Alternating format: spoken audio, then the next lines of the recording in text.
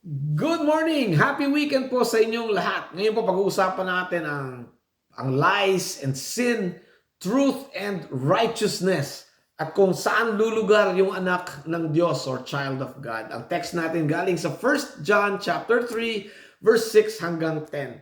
Bago natin basahin, manalangin muna tayo. Heavenly Father, we thank you for this time na ibinigay ninyo that we can look into your word. May your word enlighten us, encourage us, and empower us, Lord, to do your will. And we ask in the mighty name of Jesus our Lord. Amen. Okay, basahin natin yung text natin. Chapter 3, verse 6. No one who lives in him keeps on sinning. No one who continues to sin has either seen him or known him. Dear children, do not let anyone lead you astray. He who does what is right is righteous, just as he is righteous. He who does what is sinful is of the devil, because the devil has been sinning from the beginning. The reason the Son of God appeared was to destroy the devil's work. No one who is born of God will continue to sin, because God's seed remains in him. He cannot go on sinning because he has been born of God. And this is how we know who the children of God are and who the children of the devil are. Anyone who does not do what is right is not a child of God, nor is anyone who does not love his brother. Yan. Okay, ang haba ng text natin. Pero gusto ko sanang ulitin yung verse 9 kasi yun ang nag-jump out sa akin. Ito sabi ng verse 9, no one who is born of God will continue to sin. Because God's seed remains in him, he cannot go on sinning because he has been born of God. Nung binasa ko yan, anong naramdaman ninyo? Anong impression ninyo sa verse na yan? Alam niyo, sa akin para bang sinasabi niya, pagka born again ka, hindi ka na magkakasala. Or, pag nagkasala ka naman, baka naman hindi ka saved. No? As a young Christian, nung binasa ko tong verse na to a lot of years ago, alam niyo, I was convinced na, naku, kailangan pala, hindi na ako magkakasala dahil born again ako eh. Binigay ko na yung buhay ko kay Kristo, dapat hindi na ako magkakasala. Naku, I cannot go on sinning. Until the reality checks in at nagkasala ka nga. Nako, para bang, naku, mali yata di ba? Pero alam nyo, I realized, I will sin because I am a sinner. Kahit born again ako, makasalanan pa rin ako.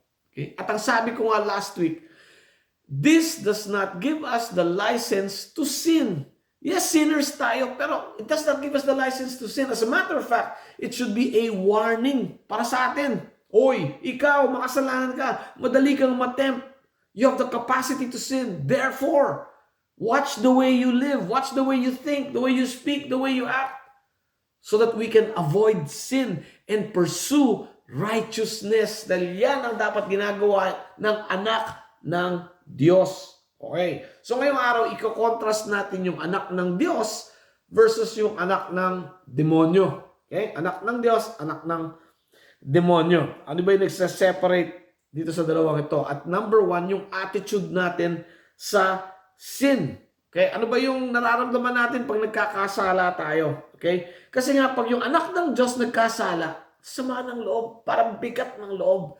Pero yung anak ng demonyo, pag nagkasala, baka masaya pa siya. Okay? Yan ang diferensya ng anak ng Diyos at anak ng demonyo. Alright? So today, i-contrast natin yung dalawang yan. Magsimula tayo sa parents. Sino ba ang parent ng mga anak ng Diyos? Adi ang Diyos. O, di ba? Ang Diyos ay katotohanan. Okay? Walang kasinungalingan na manggagaling sa Diyos. Lagi ang galing sa Diyos ay ang katotohanan or truth. Okay? Sabi ng Hebrews 6:18, it is impossible for God to lie. Yan ang ama natin. Ngayon, yung ama naman ng mga anak ng demonyo, okay, he is the father of lies, sabi ng Bible, okay? Ito yung sabi ni Jesus Christ nung ina-address niya yung mga Hudyo. Kasi nga yung mga Hudyo, ang sabi nila, anak daw sila ng Diyos. Okay? Tatay daw nila ang Diyos. Pero ito yung sabi ni Jesus Christ sa John 8:42, if God were your father, you would love me. O, diba? Obviously, even today, yung mga Hudyo nasa Israel, they do not love Jesus Christ as Messiah. So, ang tanong, anak ba sila ng Diyos? According to the text, hindi. They are chosen of God? Sure. They are God's people? Sure. But according to the text, unless you love Jesus, you are not God's child. Malaking diferensya ang anak ng Diyos sa tao ng Diyos. Alright? Okay. Now, tinuloy ng ating Panginoon sa verse 44. Sabi niya sa mga Hudyo, you belong to your father, the devil, and you want to carry out your father's desire. He was a murderer from the beginning, not holding to the truth, for there is no truth in him.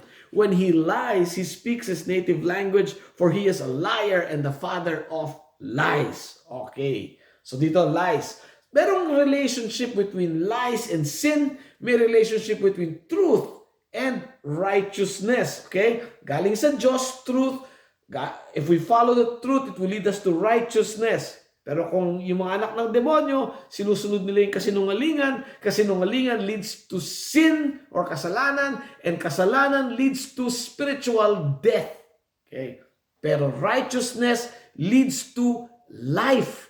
Ito ang sabi ng ating Panginoon sa John 14:6, I am the way, the truth, and the life. No one comes to the Father except through me. Kung kilala natin si Jesus, we will live in truth, and truth will lead us to righteousness and life. Pag hindi natin kilala si Jesus Christ, anak tayo ng demonyo, kasinungalingan, kasalanan that leads to death. Yan ang diferensya ng anak ng Diyos sa anak ng demonyo. Okay? Alam nyo, yung anak ng Diyos magkakasala. Yung anak ng demonyo magkakasala din. Ang diferensya, pag nagkasala ang anak ng Diyos, he will grieve. Kasi nga yung banal na spirito na ibinigay sa atin, nung sinuko natin ang buhay natin kay Jesus Christ, ang binigay sa atin ng Panginoon, yung banal na spirito nasa puso natin.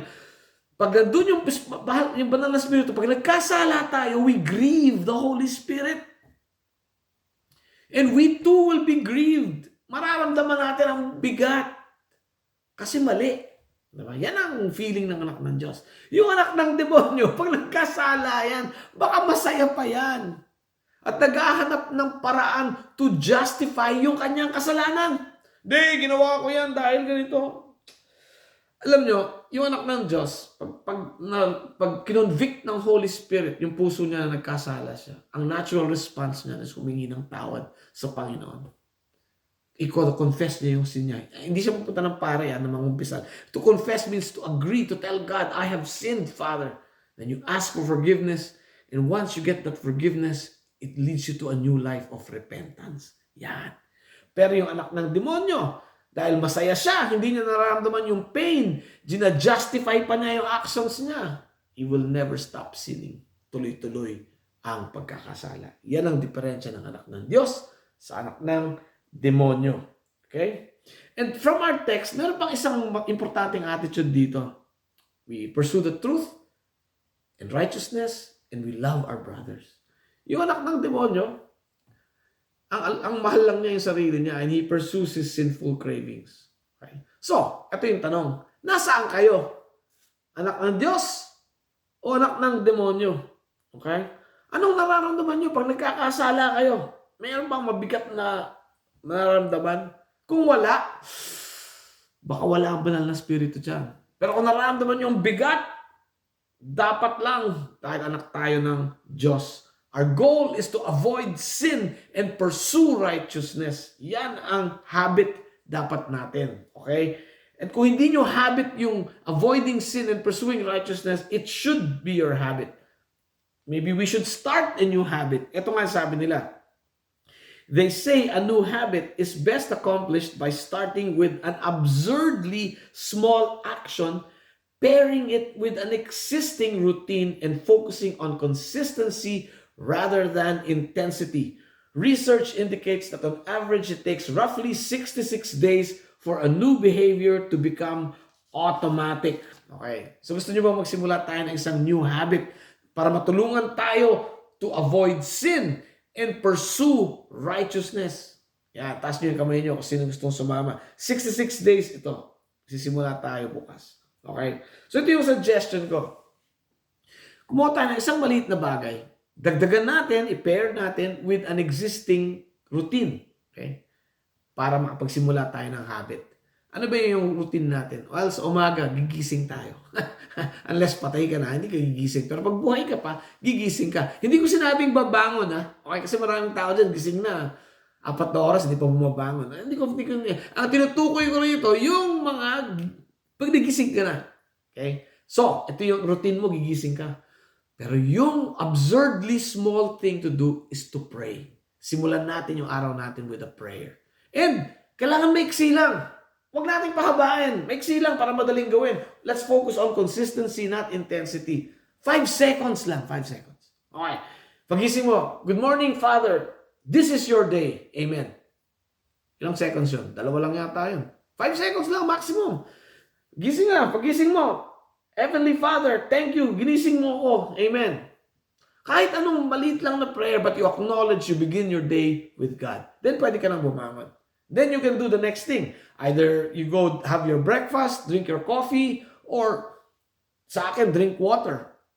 Before you do that, why don't you say another 5 seconds of prayer? Thank you, Lord, for this water. Thank you for this tea. Thank you for this coffee. Thank you for this breakfast. Thank you for your provision. You are great, Heavenly Father. 5 seconds lang. Tapos kunin niyo yung Biblia niyo. Magsimula kayo sa Psalms kung gusto niyo. Psalms chapter 1 verse 1. Basahin niyo yung verse 1 tsaka 2 or 3. Basta 30 seconds lang maximum. Yan. Absurdly small nga eh. I think everyone can read naman for 10, 15 seconds, 30 seconds max. 1 verse or 2 verses. And then, kaya so pray muna. Read. And then, be quiet. Be still for another 10, 15 seconds. Wala lang. Be still.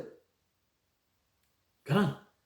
Absurdly small, pairing it with something routine, and then 66 days to start a great habit so we can avoid sin and pursue righteousness. Sama kayo? 66 days?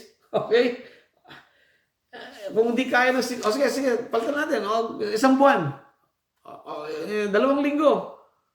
1 linggo. Ayan. 1 linggo. Or sige na, 2 araw. Simula bukas tsaka the next day. 2 araw lang. Simulan natin. Start with something absurdly small. Okay?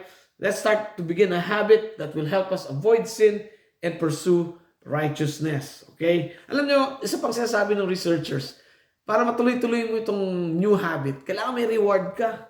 Ha? Hindi pera. Ang reward mo, dapat may reward ka. Ako may reward ako pag may ginagawa ako eh. Okay? Meron kaming kalendaryo dyan sa fridge namin. Sinusulat ko yung mga ginagawa ko. Yun yung reward ko. Tapos pwede mo lagyan ng star. O, ayan.